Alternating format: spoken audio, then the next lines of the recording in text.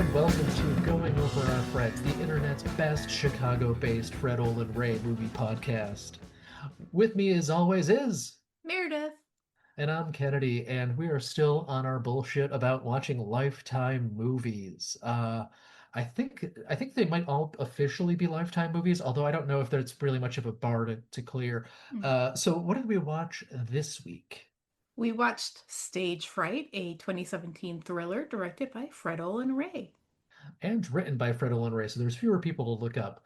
So if you look for Stage Fright and IMDb, this might be like the sixth one that pops up. It's like the third one on Tubi. That if you're searching for Stage Fright, you got to go past Stage Fright and past Stage Fright. And the easiest way to find it is to search up its alternate title, which is on the IMDb poster, which is Her Final Bow. It's Amazing. like Lifetime movies don't even care if they're reusing somebody else's title. Are titles copyrightable? Yeah, usually they are, and usually you want something distinct, Hmm. uh, like Like Speed. speed. Well, no, like when the Avengers came out Hmm. in Britain, it was almost exclusively called Marvel's The Avengers because they've got their own Avengers, Oh, right. and Yes. Yes. we did have that movie with Uma Thurman and was it probably Ray Fiennes? I don't remember. And the, Sean Connery and the big teddy bears, the Hmm. Avengers. So I think officially that one's called Marvel's The Avengers. There is so like you can have a copyright and a trademark in this too, because I actually remember this. I was listening to an old interview with the late great Roger Corman, who Hmm. made a bunch of money off of the Fast and Furious franchise because he was the first one to have a movie called Fast and the Furious, which I believe was a Ron Howard vehicle. And then Ron Howard would go on to make the sequel Eat My Dust, only if he was allowed to direct it. And that's what started Ron Howard's directing career.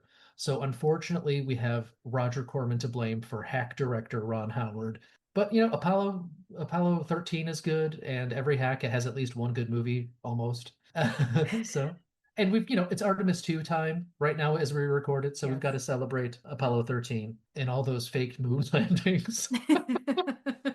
They really Jesus. outdid themselves this time. But anyway, back to the movie proper. What would you title this movie, Meredith, if you were to call it something? Phantasm of the Opera. Ooh, Phantasm of the Opera. That's what I would call That's I was thinking more along the lines of Timu, Phantom of the Opera, but yeah, it. I like that. it is the lowest effort version of Phantom of the Opera you've ever seen, with a cast of like seven people. So I'm watching, I think it starts with the opening credits, right? The opening credits are it's something is unmemorable and then like close up on a massive chandelier. And I paused the movie because I went in cold. I didn't look up the plot summary. I don't know what's going on. You told me what to watch, I watch it. And so I see the movie Chandelier and I'm like, ha ha ha, just like Phantom of the Opera. Why is Phantom of the Opera top of mind? I don't watch or enjoy musicals for the most part. It's top of mind because my husband just finished listening to Andrew Lloyd Webber's memoir. Oh, And the okay. morning before I watched this movie, Frank was giving me the rundown on how that memoir ends, which is frustratingly just before he gets to Phantom of the Opera. It's like a very unsatisfying memoir. Well, that's so you can write a part two. Right. And then later on, he went and did an interview, and apparently there is no part two forthcoming, and the man is in his 70s now. That son of a bitch. Is I he only know. in his 70s? He looks like I he's about 107 years old. I might be getting that wrong. But Yeah. anyhow, so as part of this rundown, Frank mentions the chandelier, and I'm like, oh, right, chandelier, blah, blah, blah. So it's top of mind, just serendipitously. So I'm like laughing, like, haha, chandelier movie. And then it turns into a legit Phantom of the Opera ripoff. And I was like, It's what is this world? it's quite remarkable. Now, the first thing I noticed because of my broken brain is I'm Mhm. just watching the credits, I'm watching these names on the screen, and then I see Gerald Webb casting, and I was like, he shows up in all our Buffalo movies. Is this going to be a Buffalo joint? And sure enough, we cannot escape the pull of Western New York in this movie. I will point out all these spots when we get to them, Excellent. I'm glad. but yeah, so then it actually opens proper with like somebody garroting our lead actor.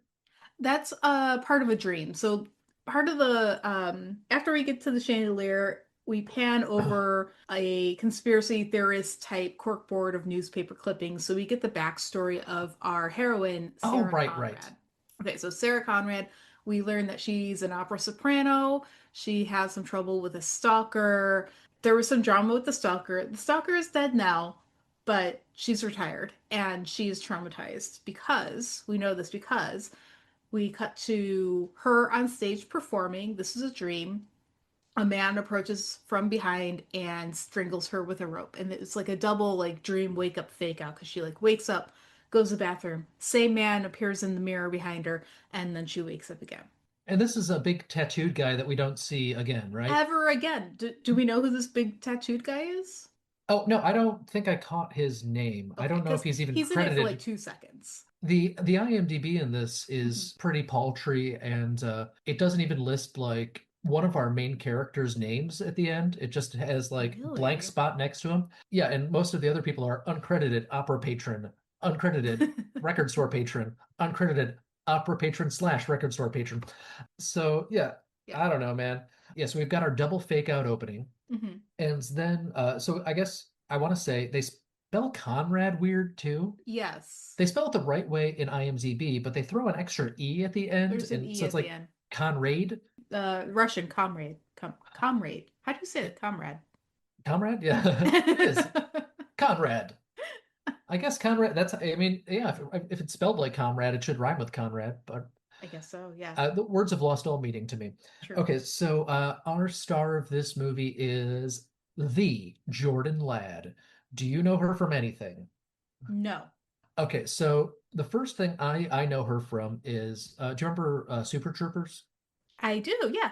She is not in Super Troopers, but she is in the next Broken Lizard movie, Club Dread, which is the same guys as the Super Troopers. I've never And heard of Club Dread.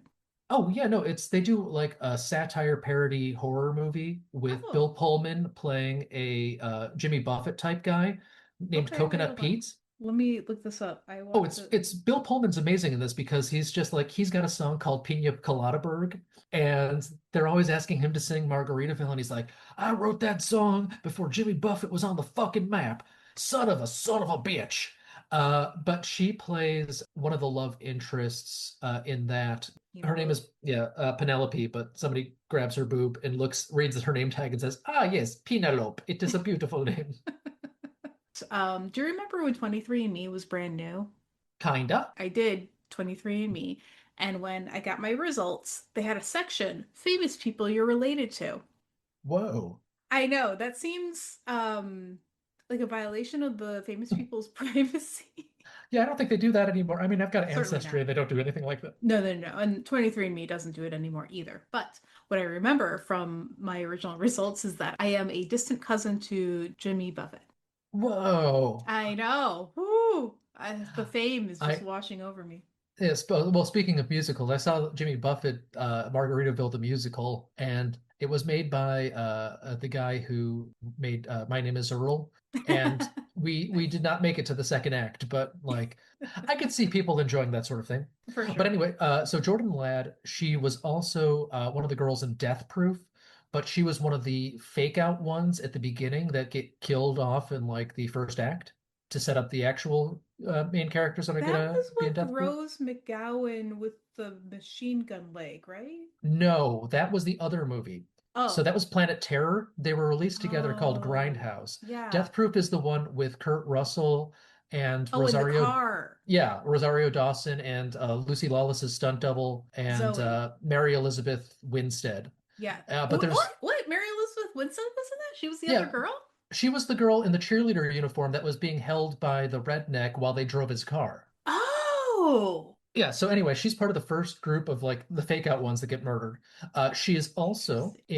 in Never Been Kissed. She plays Gibby in that. Okay. She was the love interest in both Joe Dirt movies. I've never seen Joe, I've seen like 10 minutes of Joe Dirt. I can't get through it. I She, I have watched Joder a million times. That was her.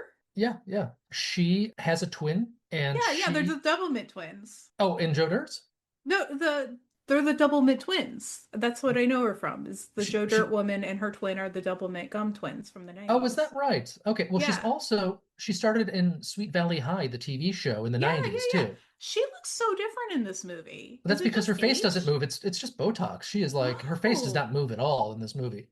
I mean, that's true. And age changes people, but it like she just Yeah. doesn't look like an older version Yeah. of Joe Dirt's love interest. She looks like a different pretty woman. Also, Huh. she was partnered with Keenan Ivory Wayans for like 7 years too. Oh, So really? like, yeah, so if she's a good storyteller, she's probably got stories about every like buddy in For comedy at sure. this point. Like that's kind of craziness. When she was younger, she's one of the women that, if you put her a photo of her next to Margot Robbie and Samara Weaving, they're Mhm. indistinguishable from each other. But of I've course, she's like seen 20 or 30 years older than those girls. Yeah, well, I've seen enough Samara Weaving now where if Hmm. I'm even the slightest bit not sure that it's her, I just need her to scream. And she Oh, has the yeah. best, most distinct scream. It is good for Samara Weaving. Okay, Yeah. all right. So Anyway, now that movie. I We're am just gonna shocked at who I just spent like a 90 minutes watching without recognizing her. so yeah, so what do we start? We started at the record store? No, we started there, the therapist office. Oh, I forgot. Yeah, None of that matters. Like all it these doesn't therapy matter. things lift right out of the movie. Like, Yeah, they're okay. So let's just do the two therapy scenes right now and why I hate them. yeah, because they're Okay. terrible. We start off in the first therapy session to just, reiterate that Sarah has some trauma from performing and that she doesn't perform anymore because of the stalker incident. Later on, way later on, she goes back to the therapist and he's like, "Oh, I'm so glad that you're going to perform again." Spoiler. And she's then saying like all these weird things have been happening to me and this and that and the other thing, and then he just like gaslights her. It's like, are you Yeah, sure that you locked your door? Are you sure that you saw what you saw? Are you sure that you experienced what you experienced? Then that comes to nothing. Yeah, she's like, well, I picked up my phone and I heard somebody was playing my CD of me singing the Yeah, song. And he's yeah. like, how do you know it was you? And I'm like, that's still a weird thing to happen, even if it's not Hmm. her voice. Like, Yes, exactly, well, a lot of people exactly. have hold music. Why would hold music call me up? She needs Right. to fire that guy. And okay, and so I guess we might be like jumping the gun, but like I am a very unsophisticated movie watcher. And I'm like the perfect mark for an M. Night Shyamalan movie because you can broadcast a twist to me and I won't get it. And you can like broadcast like this is the bad guy and like I won't get it. So I was really expecting like a bunch of red herrings and be like, who's the killer? And the guy who I thought was the bad guy in this turned out to be the bad guy in this. And I was like, how Yeah, is that possible? this movie does not want you to discover anything. It's like, here's Yeah. the backstory. We're going to show you in newspaper clippings. We're going to talk about it all the time. We're going to tell you all this stuff all the time. Here's the bad guy. Look at how he's being bad right now. He Hmm. sure is a bad guy. Like, it really is set up to be like, oh no, this obvious red herring is clear, but nope, nope, it's just him. It's just him. It's just him. Yeah, let's meet him. So we go to the record store, which is an actual place that doesn't exist anymore. It's a record theater in Buffalo, it was called the world's largest record store. And this movie was shot in 2016 and it closed in 2017. Oh, bummer. But yeah, but you can see like they just have their merch out and, Yeah. the t-shirt and stuff like that. They don't do anything to disguise the locations in this movie. It's really odd. It was really a trip down a nostalgic lane for me because she's like flipping through CDs and I'm like, yeah, that's how we used to shop for music. And it's the CDs in the big like plastic cases too, Yep. so you can't like shove them in your pocket, even though CDs are already too big to shove in your pocket. So I guess if you had the 90s Jinko jeans. Scourge. Yes. All right. So an employee named Kevin recognizes Sarah, and then they have an awkward exchange. He recommends some CDs for her to buy. He's like, I'm your biggest fan. I am totally giving stalker vibes because I'm the bad guy. He gets a look at her ID, so he knows where she lives. He steals her phone when she's distracted. And after she leaves, he puts up a poster for a one night only performance by a woman named Melissa Amia, a competing opera singer, to Hmm. celebrate the grand reopening of the Riviera Theater, which is not the Chicago Riviera Theater. No, this is the Riviera Theater in North Tonawanda, which is kind of like if you're driving from Buffalo to Niagara Falls, Hmm. it's like halfway between. If it's like if you don't want to go through Grand Island, it's like just north of Buffalo right there. Nice. It's still open, this place, Yeah. and it pretty much just is a haven for tribute acts. So it's like the Paul McCartney experience. Hmm. I don't know if Twist on Taylor has played there yet, but I think they could book it. Just that sort of thing. I've been to North Tonawanda. They used to have another theater called Melody Fair, Yeah. where it was like a true in the round theater that concert acts would play, Oh, cool. and that it would have the revolving stage. So Wow. so you'd be looking at the back of the musical artist for about half the time. So Hmm. it was like, the communist idea of a concert, I think. Everyone got an equally good seat. All right, so we are in theater. It's a totally decent theater, but it's also, I want to say mid-sized. It's not an opera house. It's a theater.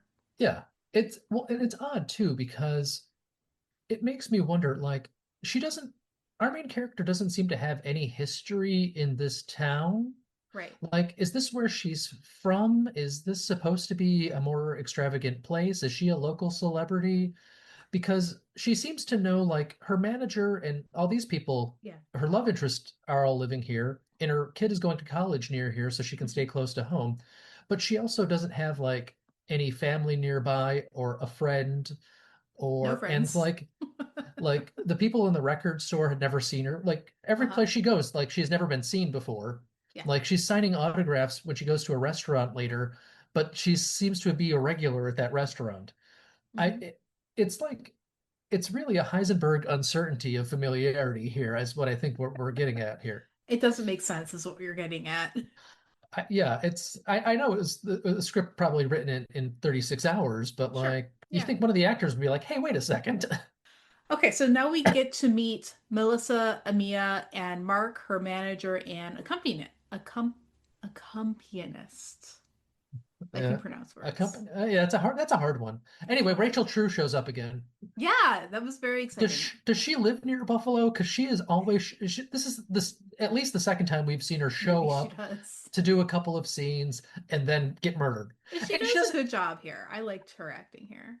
Oh yeah, well she is great in her later scene. She's not even like credited in the movie. Like she is, Oh, really? I guess she's credited, but like if you look at IMDb, it's like the regular people, Yeah, then the opera patrons, yeah. and then Rachel True at the bottom. It's like she's trying to Oh. hide the fact that she's in there.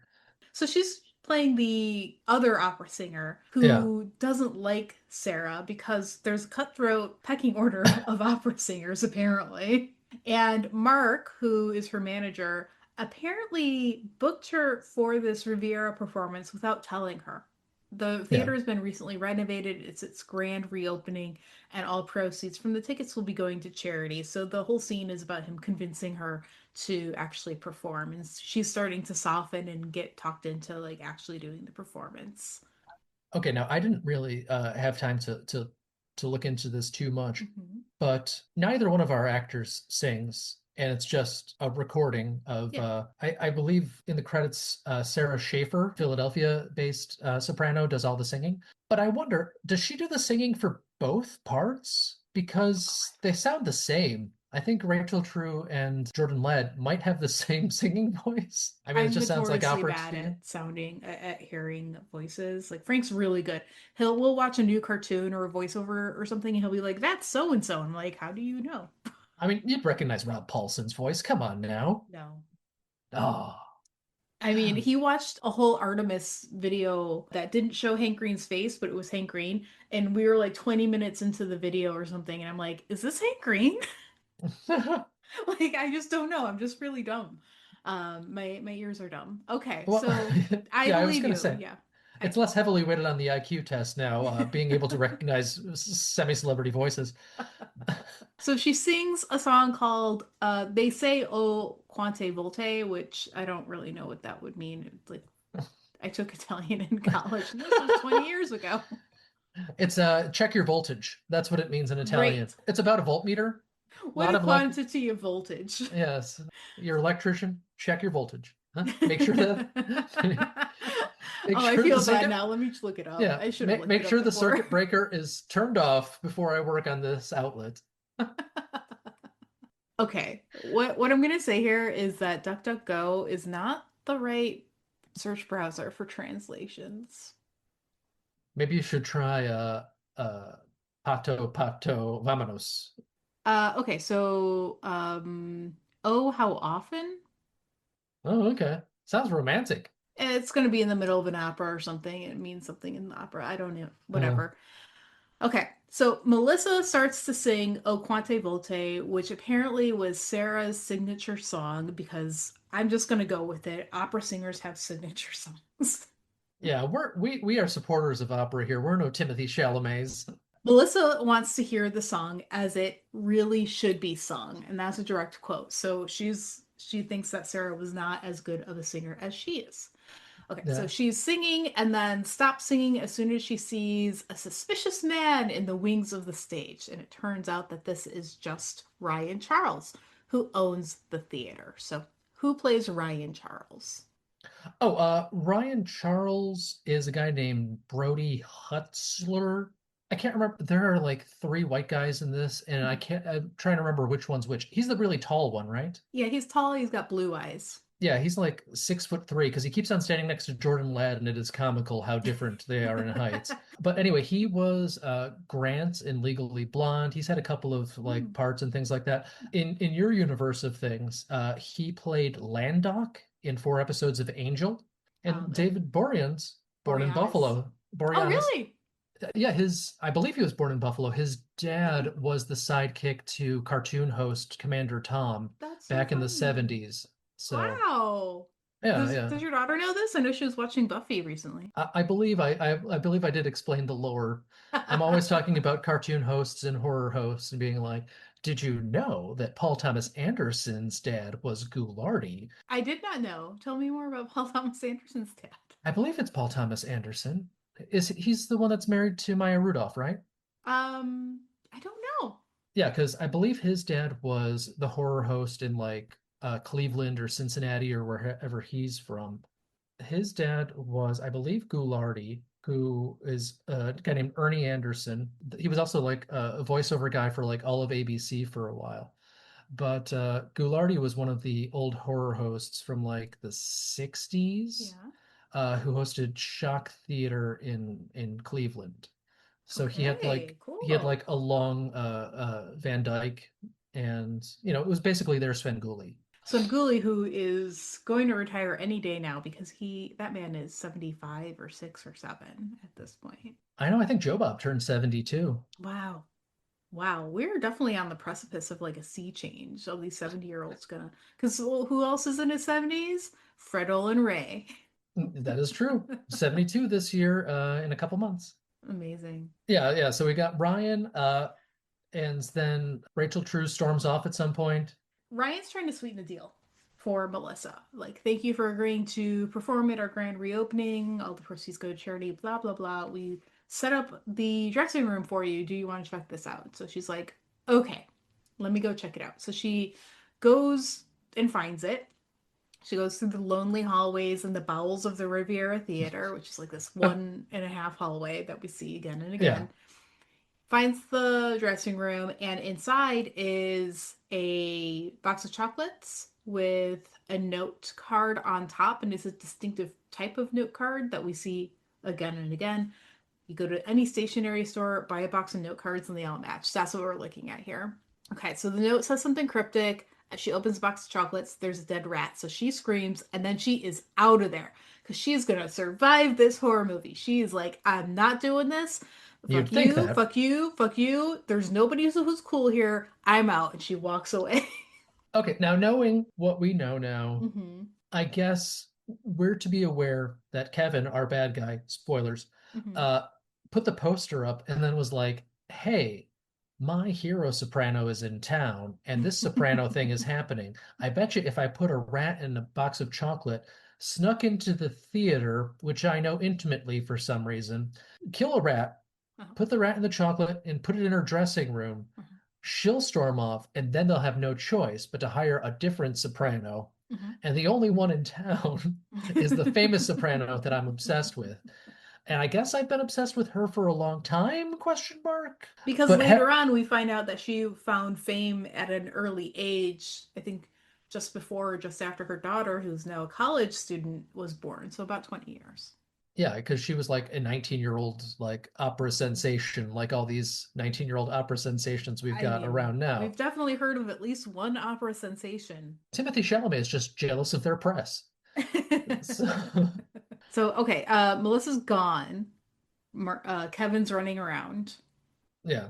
Oh, we didn't talk And about who Kevin is. Kevin is a guy named Peter Stickles. yeah. He hasn't done much, but he Okay. was in John Cameron Mitchell, the guy from Hedwig and the Angry Inch. Hmm. He made a movie called Short Bus, and I think he plays a stalker character in that. He's like one of the top billed people in that movie, Short Bus. And then he is also has a big part in, the Paul Verhoeven movie, Showgirls?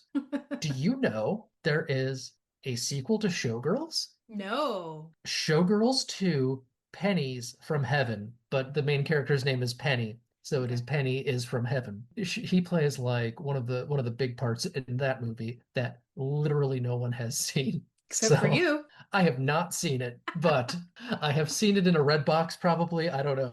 Okay. But All right, so we cut to Sarah at home. She's home alone when a suspicious woman approaches from behind. Who could it be? It's her daughter. yeah. So once again, like our hero is a mom of a like college age daughter. Yeah, Like that is the specialty of these Lifetime movies. yeah, yeah. The daughter's name is Haley. Hmm. She's played by Savannah Osborne, who most of her credits are working as a production assistant. She was an extra in a movie with 84 IMDb ratings.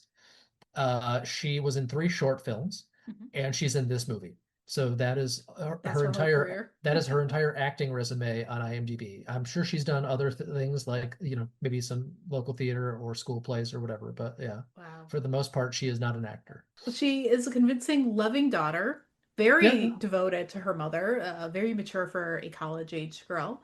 And she drove home from college to visit for the weekend, and all she wants to do is hang out with her mom. That's what the college kids love. My mom's my best friend. We And learned through their conversation that Sarah feels comfortable living alone. She is not intimidated by the remoteness of her home's location, and she has pistols located everywhere in the house. Will oh, this be that is important later? No. it kind of is. Yeah, so I think her house is just some big place out Yeah. in Lewiston, New York, which is just north of Niagara Falls. She's got a gun in the bread box, and she's Hmm. like, huh? And they'll just pop up in silly places later on too. Yeah. It is the only entertaining part of this movie is that she just has guns hidden all throughout her house. And I wish that it played more of a point in the movie. Yeah, but Because at this these, point, I thought it was going to be a home invasion movie and that all these guns are going to come in handy. yeah, like that would be fun. Like if it was Yeah. like Hush. Hmm. Oh, Hush yeah. is a Hush good is movie, so guys. good. Yeah. Uh, Okay. So we get a knock at the door. It's Kevin. He has come to return Sarah's phone that she left at the record store, but he'd stolen it from her purse. And when you know it, Kevin also recognizes Haley because he's just that dedicated of a super fan. And so Sarah's like, "Oh, thank you for bringing my phone back. Let me give you $20." He's like, "No, no, no, no. What I would love though is an autograph." bum bum bum. And throughout the scenes where they're at home, where Sarah and Haley are at home, we get glimpses, a POV glimpse from the bushes of somebody watching them. It's Kevin. What? No. Yeah, it totally is Kevin. Yeah. Later that night, weird things start happening. So Haley and Sarah are looking at an old photo album slash scrapbook and they're reminiscing like Uh-huh. college girls love to do with their mom. Yeah. Yeah, good times. Okay. We learn a little bit about how Haley's father left when Haley was 14. I guess he was cheating on Sarah with somebody. Just couldn't take the pressure of being married to a famous opera singer. Yeah. Sometimes it sounds like the father left her for Rachel True because Really? later on the detective says that, oh, she stole your boyfriend 3 years Oh ago no, too. talking about Mark because after Sarah's husband left, she dated Mark, who was her manager, and they Uh-huh. dated for a period of time, broke up 3-ish years before the events of the movie, and Okay. Mark is now managing and dating Melissa. Like, yeah, Hmm. there's a lot of strange lore in this movie that doesn't really match up to something else. It also Like, doesn't make any, like, it doesn't matter. well, and we have the current stalker who doesn't seem to be the old stalker, but we do go to the trouble of saying the body was never recovered of the old stalker. No payoff. The guy from the beginning dream should come back like the T-Rex in Jurassic Park and Yes, kill the new stalker. that would be amazing. Yes. And that would be way Whoa. better than the ending we got because spoilers, well, I have got some issues with that, okay? Still, when I go back to watch that original Jurassic Park movie, that ending, it like gives me chills. I'm like, the T-Rex is the hero, but of course the T-Rex is just doing T-Rex It's stuff, and it's like so good. it's so dumb and so out of nowhere, but it's And the like, ah, music fuck just it. was like Yeah. swells up, and you're like, hero, yay! It's so good. I love that Sh- movie. She is so brave, that T-Rex. She is one of my strong female role models.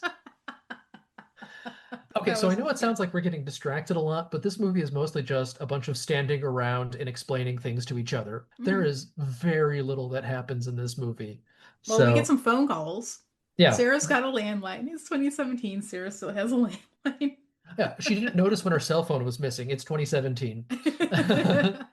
So the phone starts ringing. She picks up the first time. There's nothing there. She picks up the second time. It's a recording of her own singing back to her. She picks up the third call. She doesn't pick up the third time. And then the fourth time, it's Mark.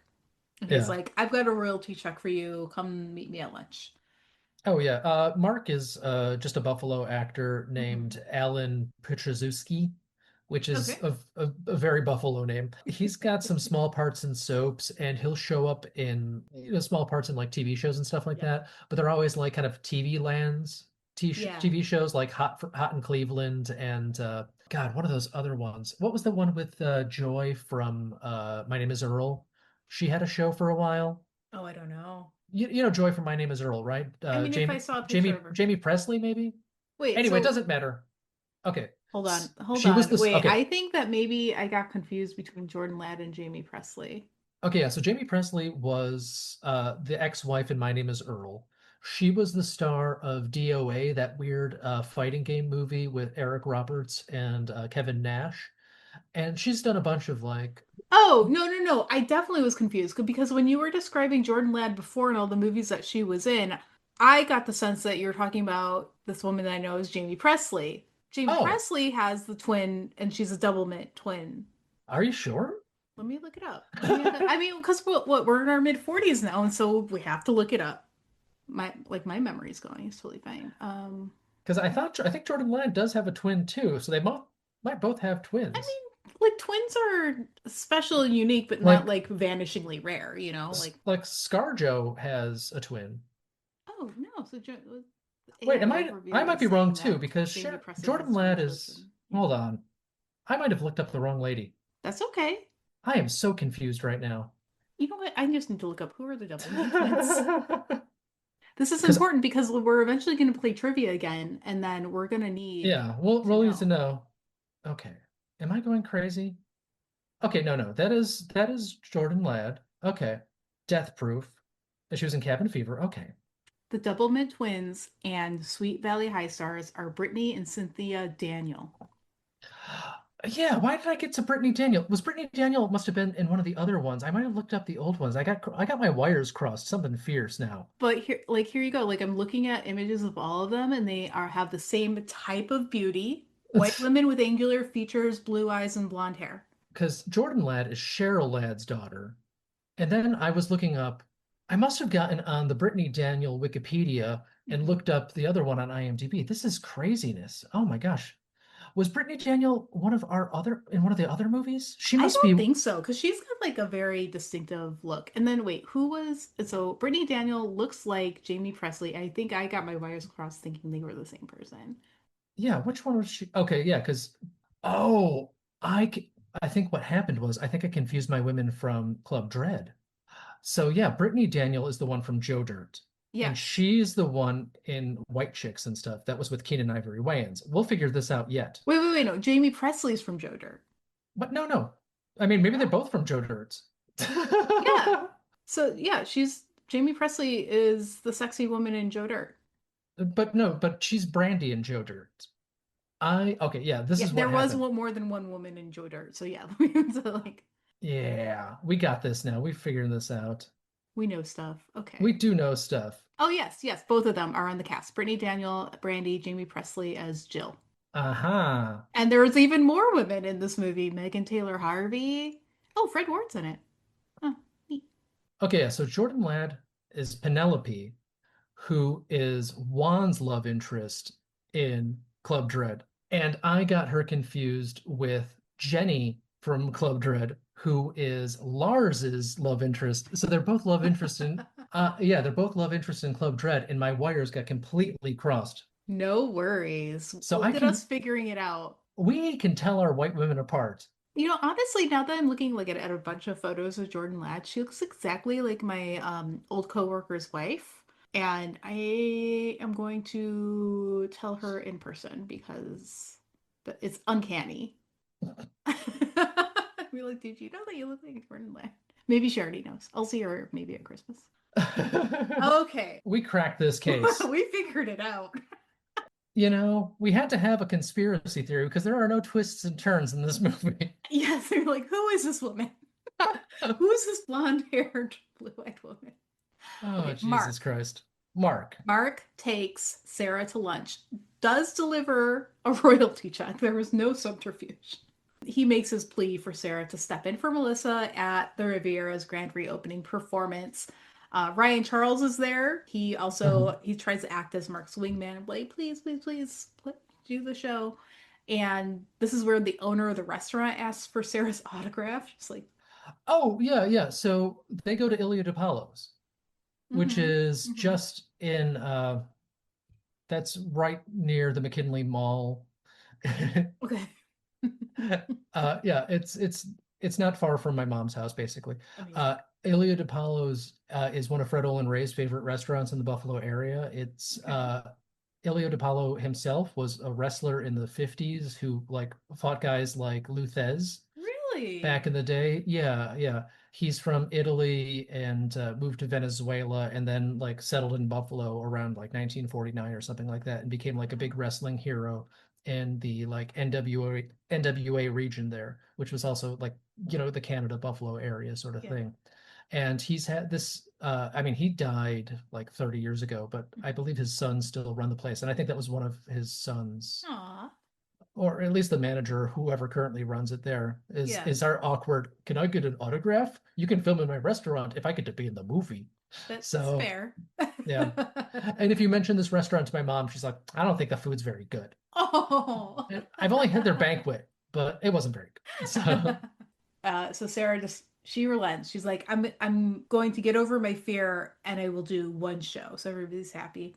Back at the Riv, Ryan calls out for Leo. He is a maintenance man for the venue that we meet for reasons. yeah, we meet him. He plays basically like a Three Stooges level dumb guy. Hmm. It's an actor named Bob Rush who's had a bunch of bit parts and stuff like Will and Grace. Like if you need a doorman or a security guard, he can show up in it. Yeah, and he's from Dunkirk, New York, which is basically on the way between Pennsylvania and Buffalo. Oh, they So made a movie about that place. nope, nope, nope, nope, not that one. So Leo is charged with turning over the dressing room for Sarah. He runs afoul of Kevin and so he brings our attention to this small sort of hatch. It's a doorway hatch type of thing. He follows whispers of his voice through the hatch and then is attacked. So this is his death just serves to prove that Kevin's serious Yeah, about. that he's a real threat. And he's dragged through the hatch Mhm. into huge caverns that exist underneath the Right. that that Yeah. that no one else is aware of. This Like modest theater. this modest theater is connected to the Lockport Caves, Right. so which is itself like a tourist attraction. Based Yeah. on the name Lockport, you can guess it's connected to the Erie Canal. Okay. and you can go down there, look at caves, and go in Hmm. like boat rides and stuff like that. That's really cool. I want to go. Yeah, yeah. I mean, it's in Lockport, New York, which is not too far from North Tonawanda. Yeah. Not enough to be connected by a tunnel, but All right, so we leave Leo there dying and go visit Sarah and Haley. Sarah's selecting a dress for the performance. This scene serves no purpose. Haley yeah. goes back to college and she says, I'll be back for your performance. And they talk about gas prices. Man, we skipped over my favorite Yeah. line of the movie, which is when they're at Ilio DiPaolo's. Is it Mark that she's with? Hmm. Says, I ordered champagne.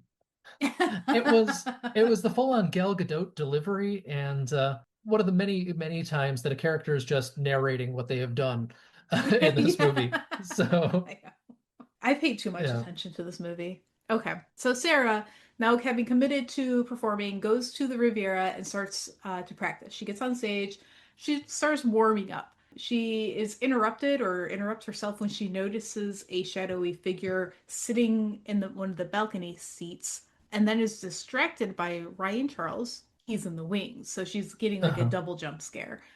He's like probably just Leo up there. He's shy. He likes to watch rehearsals. Yeah. Ryan guides Sarah to the dressing room. It's got a big bouquet of roses in it now. And Ryan's like, oh, weird. I guess that this was Leo's idea. Good job, Leo. Sarah and Ryan flirt, and then they go to dinner. She confides in him on how her stalker attacked her and then died, and then the body wasn't found. Kevin's there, eavesdropping. Which dinner is this? This is not at Ilio's. This is another place. It's probably they're sitting at the bar. Is probably still Ilios. There's a lot of back and forth in this There's so because, like, much. the daughter comes back from state college twice in this Hmm. movie. There was no need. It's Uh-huh. mostly wheel spinning. When we first meet the daughter, she puts mayonnaise on her bread like four different times, Hmm. and that's pretty much this movie. We're just keeping up. We're gonna mayo up this We bread. keep it going. We Keep it keep going, guys. going. Later, Sarah's home alone. She puts the kettle on and hears a music box upstairs. Inside is a note card that says good luck, and it's the same stationery. It's a Kevin note. She assumes it's Yeah. from Haley, takes the box downstairs, and oh, what happens? Kevin's in the house and he's messing with her. He's like moving the box around. So she notices this and then grabs one of her pistols. Okay. So then she starts to secure the house. She like locks the door, blah, blah, blah. Mark calls her. He's saying like, "Oh, there's a PR event tomorrow. You gotta show up." And when they conclude their call, she takes her key, she takes her pistol, and leaves the room. Next scene. What? Kevin's in the house. When do we get the scene where she calls Haley on the telephone when Haley's away at college? Is that later Later. on? Okay, Later. okay. Yeah. It's just like something interesting could have happened. That we could have gotten the home invasion. We could have gotten Something interesting could have happened at any point in this movie, but it All just chose not to. right, Instead, so she's got, oh oh, yeah, but when she's securing the home, is that when she pulls the gun out of the empty book? yes. Okay, yeah, because that's one of her many hiding spots for guns. She's like, let me pull this Bible out. Boom, it's a gun. You want some bread? How about some gun? How about this, Fred? We abruptly cut to the next night's PR event. Is this the We one that's in the really echoey room? There's one there where they forgot to like turn the boom mic on, and that's when we get our oh title drop of like, "Hey, do you have stage fright?" yeah. Kevin's there. He has an awkward exchange, but he's just being a super fan at this point. He says a line. It's like, "Did you like the roses?" Meaning the roses that were in her dressing room. For the roses, he left like a Shakespearean note or something on Yeah, it. yeah, yeah. He's quoting And there's Shakespeare. like, oh, he must be a big fan of Shakespeare. And Mhm. then the quote was actually from Christopher Marlowe instead, Oh, but really? Was no it? one, yeah, Oh, no, I don't. I'm not. I don't yeah. think much of Shakespeare, so I wouldn't. We know you don't like the Shakespeare. But anyway, this is when drunken Rachel True shows up, right? Yes, she accosts Sarah and Mark, and she's like, "You're not as good as me. You're yesterday's leftovers that they had to get because I left." And she is doing the full-on girl you don't want to get stuck talking to at a party from Saturday Night Live Yeah, level she of is. drunk. So yeah, I sing. It's like I understand you want to have like a drunken outburst. Do opera singers drink alcohol, or do they not because it's bad for your voice? It's okay when she sings, somebody just plays the CD in the background and she lip syncs, so Yeah, it's that's right. fine. That's right. Okay, so Sarah retreats to her dressing room to have a cry, and we learn that the smoke detector in her dressing room is has a hidden camera inside of it.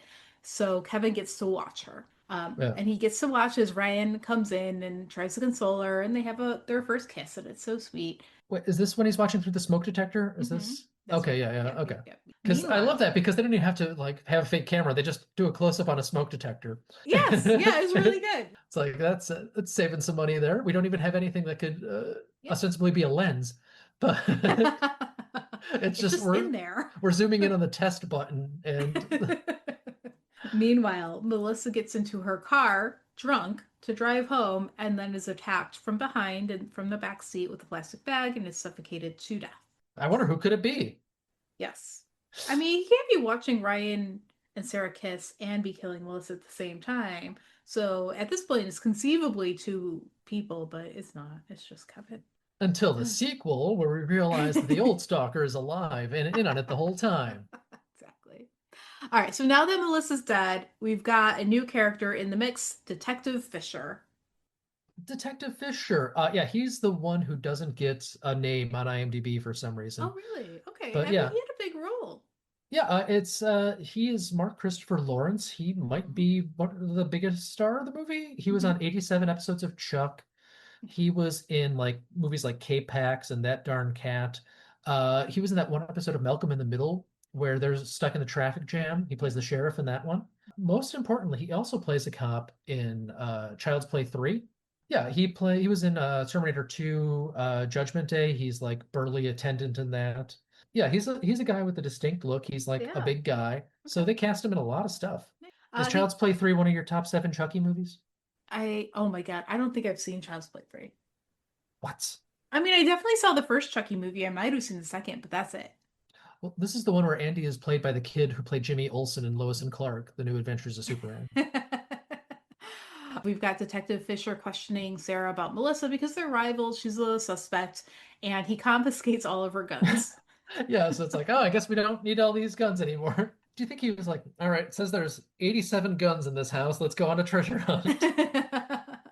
I would have loved to see that. Yes. Yeah, Okay, so now we cut to Kevin. He has been using the autograph that he got from Sarah in the beginning of the movie to copy her handwriting, and so he's drafting a note, several versions of a note, and we get to yeah, see that the corkboard of news clippings is his, and that he's got a shrine to Sarah, a photo of her surrounded by red candles. yeah. So in case you just tuned into this movie, you still know he's the bad guy, but Mhm. right before the commercial break. Yes, exactly. Detective Fisher takes Ryan into custody because a button from Ryan's suit jacket was found in the backseat of Melissa's SUV. Yeah, now did we see the Anything killer? related to this before? No, No. no. Was this any setup? No. Do we know that Kevin did this, or maybe it just he was driving her someplace and his button fell off? We got nothing. This is out of nowhere. This is out Yeah. of nowhere. This is like an attempt to say, is Ryan the bad guy? But Ryan's not the bad guy. Yeah, no, we've already seen the bad guy has a shrine wall. Yeah, it's happening after the shrine wall. I mean, if he was just a stalker and not a murderer, Uh-huh. maybe, but Sure. like, although we never find Rachel True's body, so maybe Ryan did kill her. Because I mean, if Kevin was busy watching through the smoke Right. detector, There could have been something else, somebody yeah, else. like Ryan's just using that guy as a Right. distraction Right. so he can finally off Rachel True I because guess. he's got beef with all the cast members of The Craft. Sarah bails Ryan out basically immediately, and now they're on the case. They go to the music store. They're like, "Where's Kevin?" It's like, "Kevin quit." What's Kevin's address? A massive violation of privacy laws. They find out his address. Yeah. Meanwhile, Haley's back. She drove back. She gets home and sees the note that Kevin wrote. And it's her Oh, red herring to lure her to the Riviera. So the note says, "I'm at the theater. Come meet me there," like from her mom's. but we skipped over. Okay, I don't know what the point of this phone call was, but at one point, Hmm. she Hmm. call mom calls Haley on the Yep. telephone and says, "Hi, Haley," and Hmm. the daughter's like, "Yes, I'm Haley," and behind her is a big poster board that says Haley on it, and I was like, "This character is named Haley." So that follows when Sarah's like blaming Haley for the gift of the music box. Oh, and She's she's like, like, thank you "What for the music gift. box?" Yeah, and Haley's like, what gift? I don't have time to talk to you, mom, that I love dearly. Click. Yeah. Out of Uh, character. Like, why are we doing this? yeah. But anyway, so okay, so the record store Yeah. owner question mark is like, I can't give you his address, but I have to mail him his last check. And if you see the envelope, Mm-hmm. it's like, okay, Like, don't sure. do that. Like this guy's got a weird sense of morality and ethics, but don't worry, because we know that Kevin lives in Ashbury, NW, Yes. everyone's favorite state, NW, Yep. 17297. Everything else Mm-hmm. is very clear. You have New York State plates.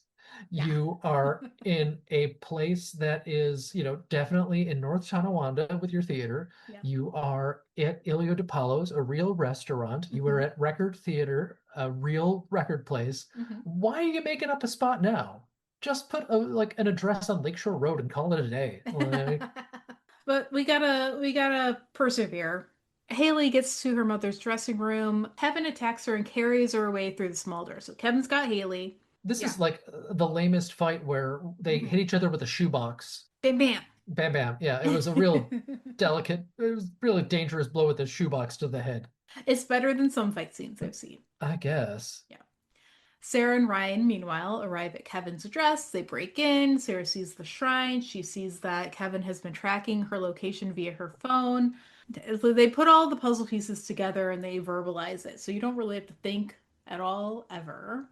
Yeah. And then they race to the theater because she's like, Kevin's got Haley, which is true. Haley's tied up in the underbelly of the very modest Riviera Theater. Is this when they talk to the ticket taker and be like, call officer such and so? Yeah. And they run past and she doesn't know why or if it's super important or anything. Like, and police don't come that quickly when you call them. I don't know who has experience with the police, but Okay, so now they're all at the theater. Comes really quickly. Mark's also there. Sure, why not? yeah, he came in through the back door, the talent door. Yeah. Detective Fisher comes up with a plan to draw Kevin out. It's now we're in the movie Trap. This whole Yes, concert is just it's a Trap. trap. I haven't seen it. I really want to. I read all about it. I just want to see it in action because Haley Mills is in Trap. Yeah. I didn't know that before, and now I desperately want to see it. Yeah, she plays in like an FBI agent despite being 80 years old. Right?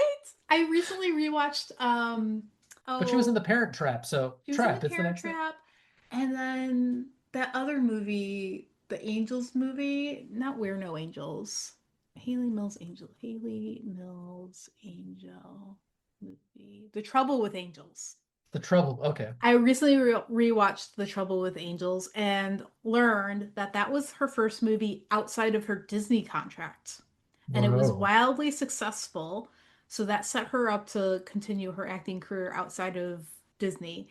And also that there was a sequel to The Trouble with Angels because the studio, whoever made the movie, mistakenly thought that it was the nuns' hijinks that made that movie a huge success instead of Haley Mills and her co-star. And Haley Mills will bring us back to an earlier thing Hmm. because Haley Mills was in part of the original version of Saved by the Bell. She was a teacher, yes. She was the teacher. It was her show. It was like Good Morning Miss Bliss or whatever. And then they changed it from Indiana to California and got rid of half the kids. Uh-huh. So When I was a kid and had just watched Parent Trap for the first time, and then Saved by the Bell was on the TV, my mom's like, "That's Haley Mills. You just watched her." And my mind was blown. Young '80s Meredith mind was like, "Age age comes for happens." all of us. I was like, "First, she's still alive." There is a bit in the Patrick Warburton version of The Tick where Mhm, one of the other superheroes is killed, mhm. and the Tick walks into it and he's like, "Oh, I read his biography. It didn't say anything about him being dead." And it's like, "No, no, he just died. Wait, people can die?" Yeah. Oh man, grappling with mortality. It's a lifelong endeavor. Yeah, yeah. Okay, so it's performance time. Sarah is dressed up. She is going to sing her signature song, O Quante Volta. Mark Mhm. starts playing on the piano. Ryan collects Sarah from the dressing room, like, it's time. And as she's performing, Detective Fisher and his crew of like plainclothes security detectives, they're all over the venue monitoring it. We see like Yeah, two guys. they're set up for the trap. While she's performing, I'm counting Voltron. What? One Voltron. But is it one Voltron or is it really five Voltrons shoved together? I don't know. In a trench coat, yes. Sarah sees a shadowy figure in the wings of the stage and rushes off mid-performance. So everyone's like, "Oh, what's going on? What's going on?" Ryan like rushes off to the stage. He's like trying to calm it down. It's like it's an intermission. It's an intermission. We're fine. Sarah runs to the dressing room. Kevin is there, and he's like, "Why'd you stop performing?" Yeah. Okay. He's tries to make the case like we can run away together. I've got Haley. Let's go. And Sarah decides to flatter him for a little bit. She's like, I love you. Right. It means nothing to me. Yeah. Yeah, you're the only one for me, really. No, now that I see it, now that you've been stalking me, I'm definitely in love with you. By the way, let Right. me look at this music box because I shoved a gun in here too. So she manages to shoot Kevin. A In, shot which yeah, no one in this theater hears, correct. despite being, I don't know, 50 feet from stage. I got yeah. So It's a modest theater. it is a very small theater. So she shoots this guy. Hmm. He runs away. Yeah, he That leaves a yeah. giant red handprint on the Uh-huh. supply closet that leads to the Uh-huh. Lockport Caves and underground boat Uh-huh. ride. Yeah. So finally, we're able to see because they had searched the whole theater before with the Right. cops, Yeah. and nobody knew that there was a A door hidden there. tunnel Uh-huh. to the Lockport Caves and underground boat ride. Exactly. So, Yeah. because who's going to check a closet? You know? So Oh, first Sarah goes to one of the plainclothes detectives. He's already dead. And yeah. then she follows Kevin through the door, following the red handprint. She finds Haley, no time at all. But before she can untie Haley, Kevin attacks, and Sarah has to like run away a little bit. But then she like comes out through the shadows, Yeah, cat okay, and yeah. So mouse. no. This is dumb as hell. So a guard has been killed and is just sitting in the chair upright for no reason. We don't Hmm. know how he was killed. There's no like marks on him or anything like that. He just Correct. collapses to the floor. So she grabs his flashlight and she's got her gun and she's searching through the caverns. She sees her daughter. She immediately sets those down in a little pile Uh-huh. and goes to untie her daughter. And then the bad guy comes. So instead of like, protecting her daughter, she kind of like runs away. Yes. But she runs away about 15 feet away, Yeah. where she kind of like tucks herself against the wall, where Mhm. the bad guy walks right next to her. She's not in shadow, she's not hidden at all. He's just not looking at her. Uh-huh. So, in the world's worst game of hide and seek, she immediately runs back the other way and he doesn't notice at all. And then she murders him. Uh-huh. She shoots She him shoot in straight the in the chest. chest. Yeah. He has no weapon. He is Mhm. not a threat. She just murders the guy. He was standing next to her tied up daughter. So, I mean, like, technically he is a threat. He could strangle her to death. This This is is a I mean, strength I that don't men have. I don't know th- if you're aware of this that. is the I mean, I don't think a jury would convict her, but it is a clear escalation and immoral as hell. So Sure, but he's been stalking her. But oh, so he's already been shot in the chest, so she gives him like a twin bullet hole on the other side of the chest. So instead of losing like a lung, this one I guess is now in the heart, and he does drop immediately. Conveniently, Ryan and Detective Fisher are there. and they're They like, "Oh, hey, there mhm, that's where you are." yes. And then the The movie ends. end. Roll Yeah. credits. Like, Yeah. what? Hmm. Hmm. What is So, okay, so what is now movie? I had to go back and I'm like, wait a minute. Like they made a big deal about the chandelier at the beginning. I thought they were going to do something with the chandelier like they did in Phantom of the Opera. So I'm like, No, that would have cost money. and they didn't do anything. Yeah, no, they didn't do anything. Yeah. Like, Yeah. what the fuck, movie? Yeah. So that's a movie we watched. Thank you. Wow, that was a hell of a non-movie. I expected The better. most entertaining part of the movie was me confusing Jordan Ladd and Brittany Daniel. Yes. Were you Yeah, entertained? no, Okay. this movie was a slog, a Yes. slog, a slog, a slog. I only appreciated the guns being hidden in the bread box and in the Bible and wherever else around. I appreciated the awful line deliveries that we had at times and people Yeah. just explaining their emotions. Yeah. And of course, Rachel True is the girl you don't want to get stuck talking to at a party. You didn't officially announce it, but this is a 3.5 out of the entertainment range. Did this movie Uh, make sense to you? Not really. No, 3.5, man. This is. Ouch. Normally I reserve this for hamburgers eating people, but this is just like every part of this movie is fridge logic. Like, I don't know how much money people think the arts make, Yeah. but a soprano is not going to have that giant house to herself, I don't think, unless her husband was like a day trader and left everything in the divorce. But yeah, no. What about the production value? Okay, I'm going to say 6.5 here. Okay.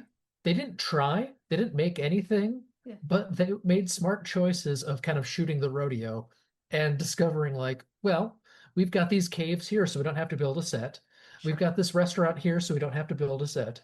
We've got this theater here, so we don't have to build a set. And we've got this house where somebody's letting us shoot in, I'm assuming, Mhm. unless they just, Broken. yeah, or maybe that's Gerald Webb's house. I don't know. He's a producer. He's in of all these. But yeah, this one was rough. Do you think it was low effort? 100% low effort. There was some cleverness in picking the locations, but like Yeah. other than that, it's a 3.5 across the board for effort there. There are Yeah. so few ads of this on Letterboxd too. There's like Oh, 40, really? there's like 40 ads of it on Letterboxd. Only a few reviews, and one of the reviews is just like posting like kind of a thirst tweet about Savannah Osborne, who plays the daughter who's not in any movies. So All right. What are we watching next? I've got a couple of people who might want to join us next time, and I'm going to let them pick. But Awesome. Cool. if not, I'm sure it'll have either Deadly or Fiance, or there's one called Witness Unprotected that's on my list eventually. Amazing. There's one about evil twins. The So Doublemint twins? hopefully it's double your pleasure. So yeah, Brittany Daniel, twin. Cheryl Ladd, not a twin. Okay, we got this. Yes. So Yeah. Brittany Daniel is Sweet Valley High, but Jordan Ladd is Never Been Kissed in Death Proof. But Brittany Daniel, Keenan Ivory Wayans. Jordan Ladd, Penelope in Club Dread. Brittany Daniel, aerobics instructor in Club Dread. We've got this. I think we've got this now. All right. Until next time, you've been Meredith. You've been Kennedy. That's true, and I still am. Goodbye.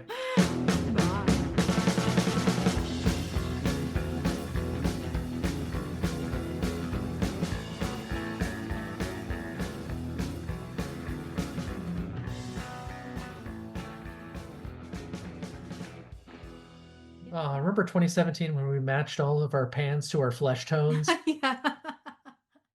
Going Over Our Freds was created and produced by us, Michael Kennedy and Meredith Halsey. Our theme was composed and performed by Justin Nozick.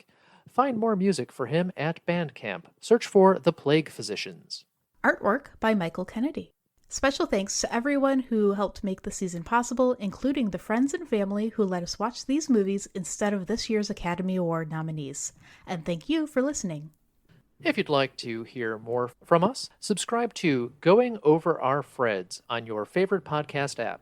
Follow us on Twitter at Goof Podcast, and find us on Instagram at Going Over Our Freds. This podcast is for entertainment purposes only. For questions, comments, and complaints, email us at goingoverourfreds@gmail.com. Thanks.